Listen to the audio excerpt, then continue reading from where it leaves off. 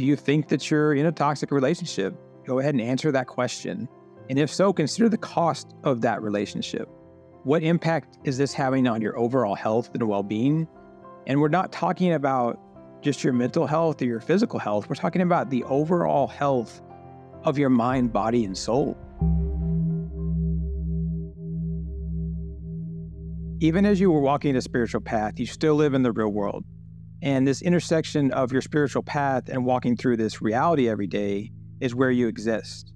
Being centered within yourself at this intersection can lead you to more joy, peace, and calm in your life. One of the toughest challenges you will face in life, and also in your journey of spiritual growth, is dealing with toxic relationships. Today, I'm going to share my own experiences with toxic relationships, and we're going to talk about how you can best deal with these relationships and be more at peace. And then you'll have more space and time for your spiritual journey, but you'll also be more grounded in your day-to-day life.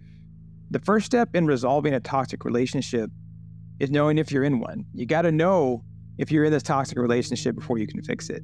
And a toxic relationship doesn't have to be a romantic thing. This could be your significant other, yes, but it could be a friend, a family, a coworker, anyone in your life, really.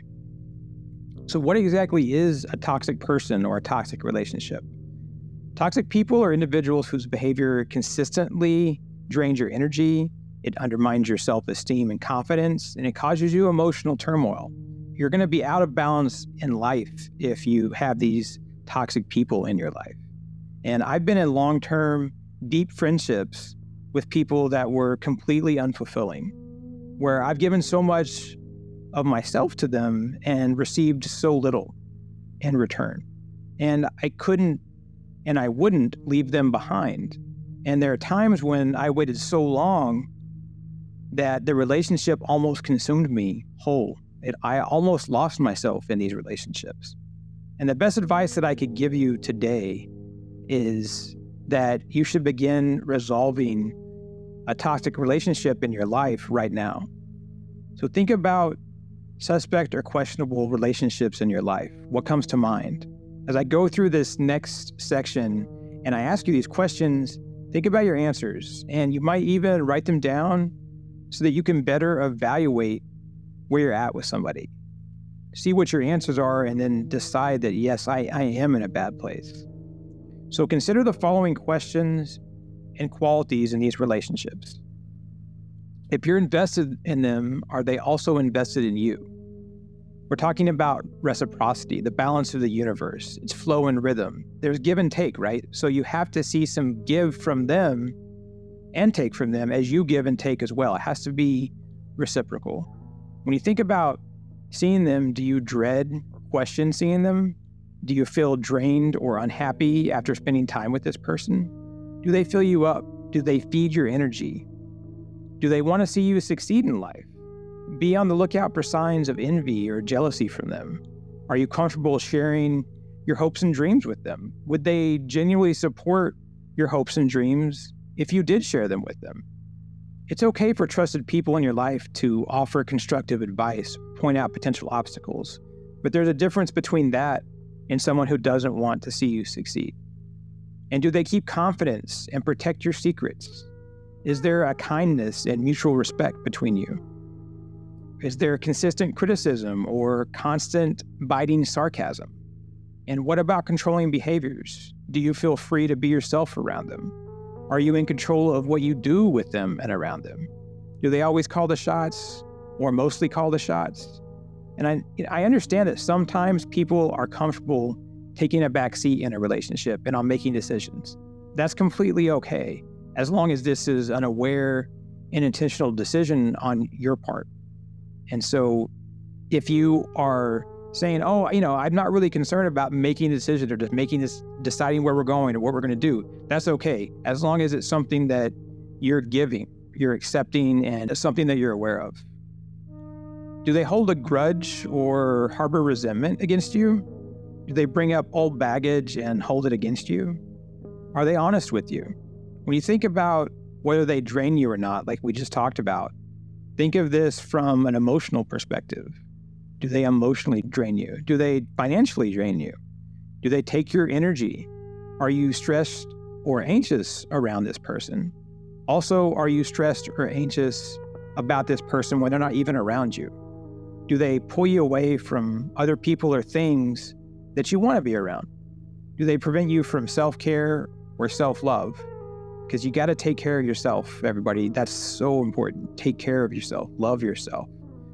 Are you always on edge or walking on eggshells around them? Is there manipulation or a lack of empathy from these people? Do you spend a lot of time and energy trying to cheer this person up? Do cynicism and negativity rule the day for them? Are they always negative? Do you find them arguing with you all the time? Do you find them arguing with you even if they don't particularly care about the side they're arguing? Sometimes people just want to argue with you because they get something from it. They're getting something from that interaction. And that's not a good thing. Do they lie or twist the truth around on you? Do they project their own insecurities and baggage onto you? Is there this yo-yo effect where they do these things and then they offer these big apologies or have love bombing and try to compensate for it? Are they always sure that they're right? Or are they always playing the victim? Think about all of these things and how this weighs on you and if they're present in your life, and then further evaluate that relationship. Think about what the cost is. Using your answers to those questions that we just went through, do you think that you're in a toxic relationship? Go ahead and answer that question. And if so, consider the cost of that relationship. What impact is this having on your overall health and well-being? And we're not talking about just your mental health or your physical health. We're talking about the overall health of your mind, body, and soul. And remember, a person doesn't have to be an alpha or forceful person to be toxic. They may be completely unaware of a lot of this. It might not even be consciously intentional on their part, but that doesn't matter. People are what they do. So even if it's unintentional, if they're treating you this way, if they're acting this way, it's still something that you have to account for. And before we move on, please take a minute to subscribe by hitting the watermark in the lower right-hand corner. And if you think this video might help out friends or family, please go ahead and share it with them.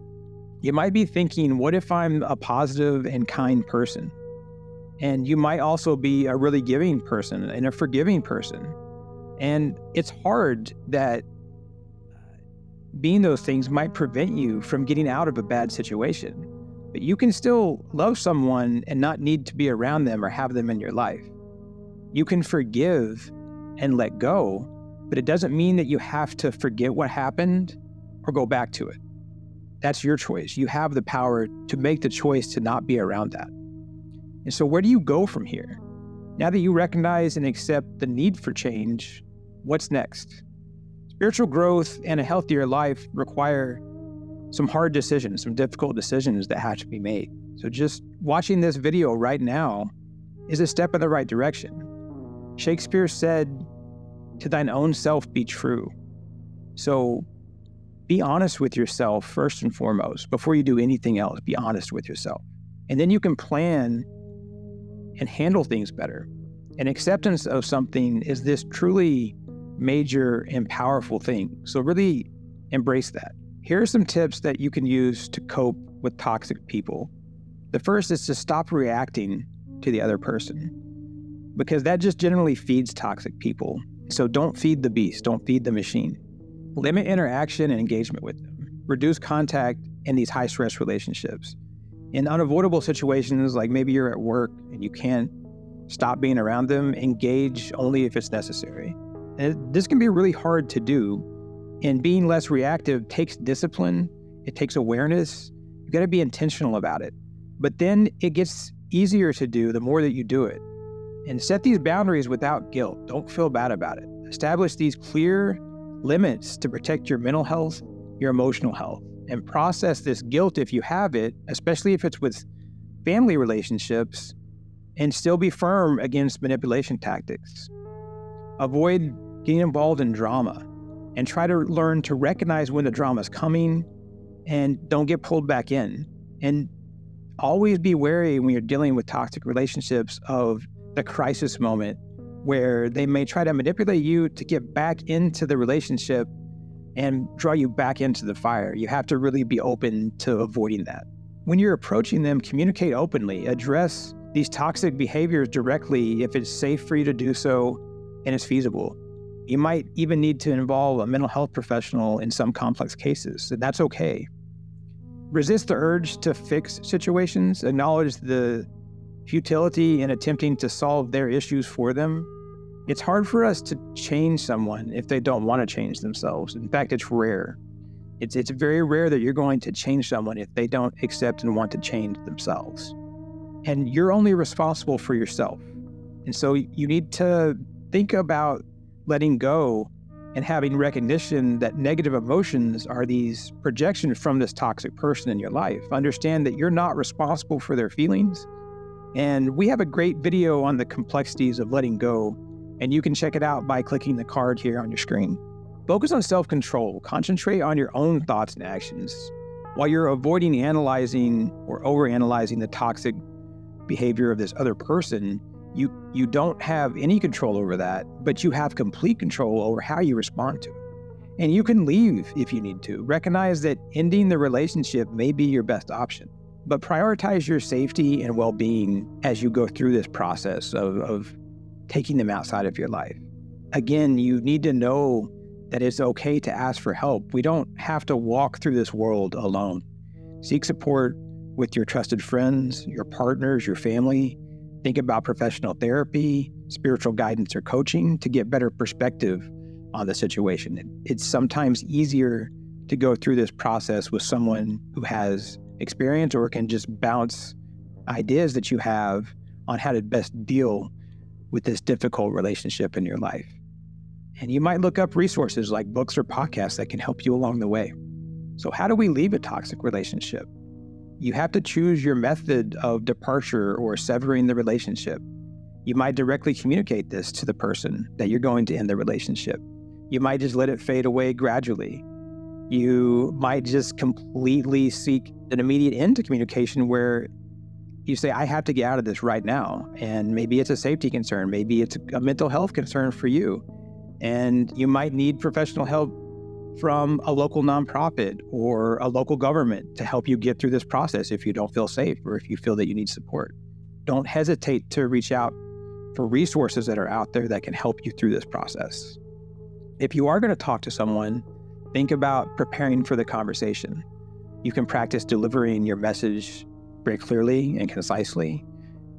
It's recommended that you choose a public place for your own safety and your own peace of mind, and focus on I statements so that you can reduce their defensiveness as you communicate what you're going to be doing. And you know how you feel, and be confident in that. Establish personal boundaries, protect yourself from negativity with physical and emotional limits to how you're going to have this person be in your life or around you, or not at all. And practice assertiveness in smaller interactions, in smaller doses. Build up your confidence in being this person that has healthy boundaries. You can create distance or cut off completely. And you have to decide if it's going to be temporary or permanent. And you might have to remove or block them on social media or other means of electronic communication through your cell phone. And as you're doing all of this, remember that you don't owe anyone anything. You only owe yourself something. Trust your intuition. Don't ever disregard your intuition to leave, even if others are minimizing your plan or saying that maybe you can give them a second chance. Always trust what your intuition is telling you. And if you want to have a better idea what it is to be more in touch with that universal intuition within you, we actually have a great video on that you can click the card and go watch. It really helps out with understanding exactly how to trust and see your intuition. Then there's also the possibility of repairing toxic relationships. I wanted to get through some of those other sections before discussing this. We know the world isn't black and white, and I don't think I could cover this subject without acknowledging that there's room for subtlety and nuance in the world. And I think that toxicity is sometimes subjective. And I recognize that toxic behavior impacts individuals differently, and what may seem acceptable to others could be unacceptable to you. And toxic relationships aren't always beyond repair. But I feel like I should caveat this section by saying that changing a toxic relationship is this massively difficult thing. and the other person has to want to change. And if they don't have that desire to change or want to change or acceptance that they will change, this probably isn't a viable course of action as far as repairing the relationship. Success depends on both people having this desire to change and improve the relationship. And there has to be this recognition of a harmful past, and that the behaviors and things that happened before, they have to be responsible for, and that's crucial. There has to be a willingness to invest an effort in repairing the relationship. It has to be meaningful. They should be open to external help and assistance with a counselor or other support professional that can help them through this process. If you choose this route, it's not just the other person that's going to have responsibilities. You would also have responsibilities yourself to forgive the other person and be free of that past. Not just with that, but continuing to carry on with this person as you re-engage in the relationship. That can be incredibly difficult. You have to make sure that you've actually moved past it, you've actually forgiven. And again, I can't emphasize enough, this is a difficult path to repair a toxic relationship. So make sure that you're really sure about it moving forward, and that you don't want to choose the other path of limiting communication or completely severing communication with this person. I can't tell you what to do. Only you will know how to handle the situation, because only you know you the best. So just really do some deep intuitive thinking on how to move forward with this. And let's talk about healing and moving forward.